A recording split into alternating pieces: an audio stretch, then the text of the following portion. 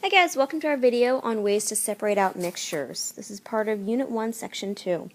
So you'll need notes, which are your pen and paper, and a knowledge of what mixtures are. So if you forget what that is, go back to the video on matter in Unit 1, Section 2, and we'll go through them. So a quick rundown of what mixtures are.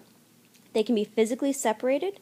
They have no fixed proportion, meaning that if you and your partner each made a mixture of something, you could have different amounts of each.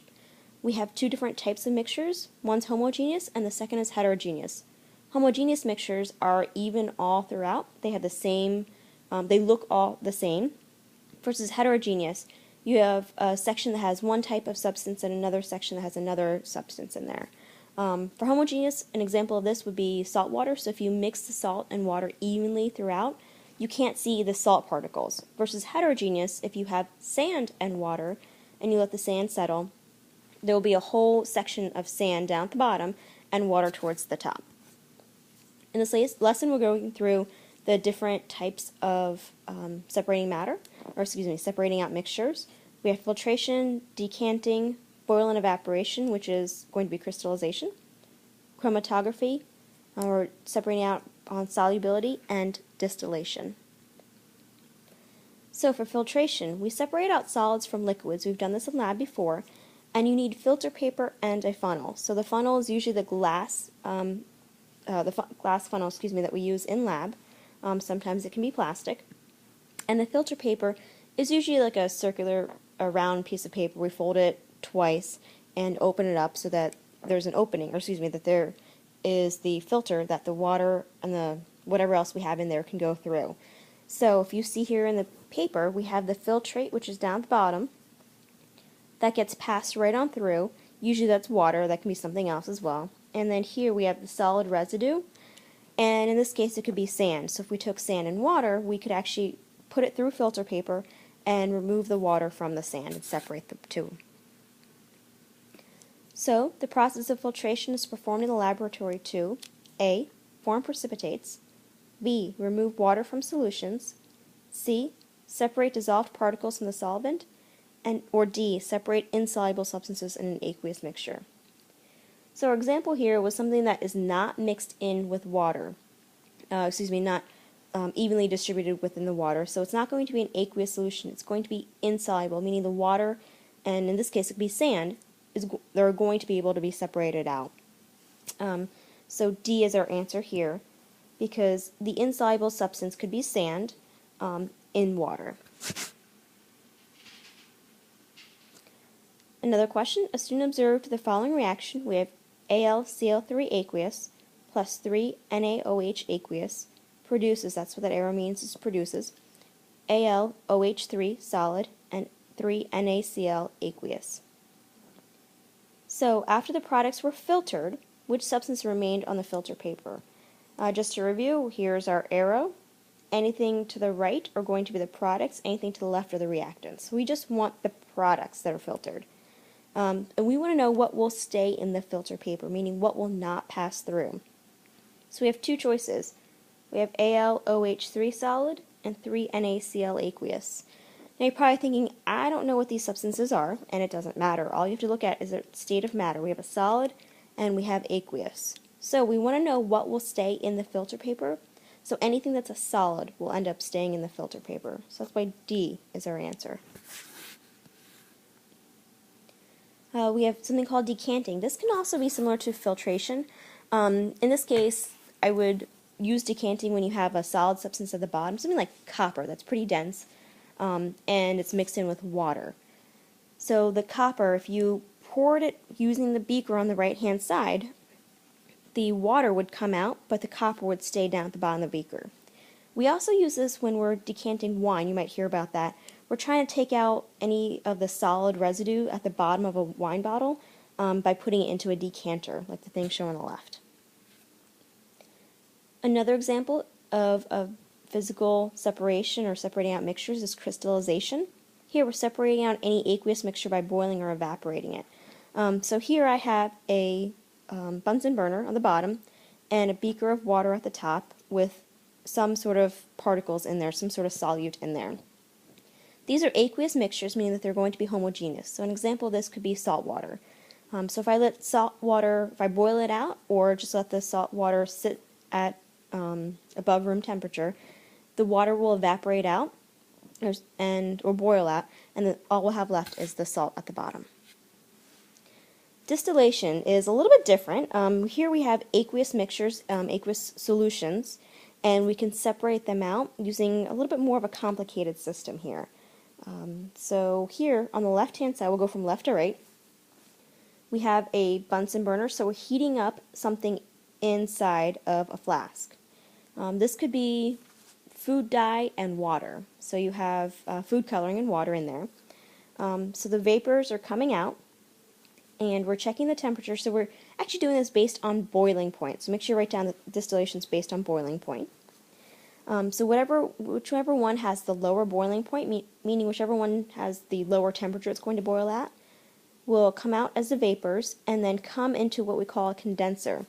So it goes inside of this tube, travels all throughout the tube, so a vapor traveling throughout the tube, and then we have water going in and kind of surrounding the tube, and then once that water heats up, it leaves the tube out this way.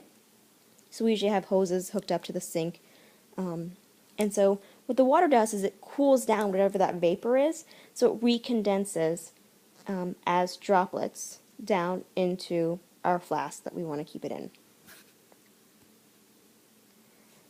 Another example is chromatography. This is something that we do in lab, and you've done this before with the state-mandated bio lab as well. We separate out solutions by its polarity, solubility, and size of the particles. So polarity means the charges of particles. The solubility means like how well it's dissolved in water, for example, and then the size of the particles. So this kind of reminds me of DNA gel electrophoresis. When we had gel electrophoresis, and don't mind my drawings here, they're going to be awful, so I'm sorry. Okay. We had a gel, and this is where we put in each of the substances. So each of the wells are here, well 1, 2, 3, and 4. And when we let the gel run, we could see that it would separate out the DNA. The bigger particles would stay closer to the wells, and the smaller particles would travel the furthest. Now again, this is a kind of a crude example of what you would see in chromatography. Gel electrophoresis is not the same as chromatography. I want to emphasize that. I'm just showing you this so that way you can kind of see why we use chromatography and kind of relate it back to something you have already seen. So here we could see that, again, we have separation of particles based on their size, and that's how gel electrophoresis is the same or similar to chromatography. And then we would show that we would have the samples, again, separating them out by size. The smallest ones go the furthest, larger ones stay closest to the well. In chromatography, which is on the right-hand side, we have a piece of chromatography paper. Usually I have a rectangular ones in the lab, you might see square ones, and we put a little dot of whatever we want right at the bottom, and then we put it in some water, or whatever the solvent is. So that ink and the water will travel up, and the ink will travel up as well. If you see in this next example, here was the original dot. The water has traveled up to this level, and so has some of the particles. So here we actually see that yellow has separated out from the fuchsia and the blue. And when we let the chromatography run for a little bit more time, we see that there's further separation. So we can assume that the yellow will actually be the biggest particle because it's closest to where we put the sample in. Fuchsia is the next smallest, and then the blue is the smallest because it traveled the furthest. So which two physical properties allow a mixture to be separated by chromatography? So go back to your notes and find out which ones match up the best. We'll have D, solubility and molecular polarity. The next one is extraction. So we separate out two immiscible liquids using a separatory funnel. We do this a lot in organic chemistry. So if you take organic in college, you'll be doing this a lot. So this device here is called a separatory funnel. So it looks like this. It's kind of curved down, and then it has a little opening down here where the substance can travel down. So if you notice inside the separatory funnel, you have two layers of substances. We have a green layer and a blue layer. These are immiscible, meaning they will not dissolve in one another. So think of oil and water. We can think that the oil will be less dense than the water, so the water could be down here. We can separate it out by this funnel, and then here you can see these set of hands that will close up the funnel. So there's like a stopcock that you can close it. Once all the water's gone down through, you close up the funnel, and you're just left whatever substance is left. Alright, so some review questions. Sorry about the thing there. Okay, oops, we'll go back. Alright, review questions. Recovering the salt from a mixture of salt and water can be best accomplished by. So we know we have a mixture. It's a physical separation. The ones that we've determined, we've kind of dealt with today are evaporation, filtration, and paper chromatography. So we have salt and water. We want to be able to filter it out. It is we're assuming it's going to be a homogeneous mixture. If it's a homogeneous mixture, we can eliminate B, filtration. Filtration only separates out heterogeneous mixtures. Then we're left with A and C, evaporation and paper chromatography. So evaporation, here we can add some heat and remove out that water to be left with salt, versus C, paper chromatography. It's going to be separated out by the size of the particles and polarity. So A is our choice. Okay, so here, given the diagram representing a process being used to separate the colored dyes in a food coloring, which process is represented by this diagram? So here, you have the start of the process and the end of the process. There's water down here. We have a piece of paper, and then the food dye is right there. After a while, we show that as the water comes up, and they should actually show like a water line right there, we separate out pink and red. So here we'll have A, chromatography. Okay.